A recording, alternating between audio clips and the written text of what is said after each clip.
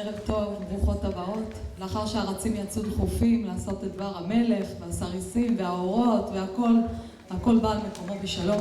אז אנחנו מתכבדות להציג בפניכם ערב מוזיקלי ישיר בביצוע תזמורת אביבים. אנחנו נמצאות בתקופה שבין פרשה לפרשה, בין פורים קטן לפורים גדול, או אמיתי, איך שקוראים לו.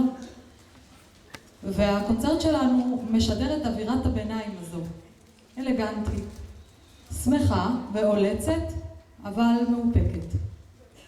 אם נשים לב, במגילת אסתר יש תיאור נרחב על משתה אחשוורוש. מתואר בו באופן בהחלט יסודי איך נראה ארמון המלוכה, על רצפותיו וקירותיו והבדים, דר וסוחרת, וכמובן מקומו של האוכל לא נפקד והשתייה כדת אין ונס, אבל דבר אחד לא מוזכר, המוזיקה. איזו מוזיקה הייתה במשתה אחשוורוש? הרי סביר להניח שמשתה בסדר גודל כזה אמור להיות בו מוזיקה. תדעו שזו שאלה מסקרנת, ולשאלה הזו יש גם תשובה. רק שהתשובה, במקום שתיאמר במילים, אולי נאמר אותה במוזיקה. אז נשמע על ידי התזמורת, איזו מוזיקה הייתה במשתה אחשוורוש?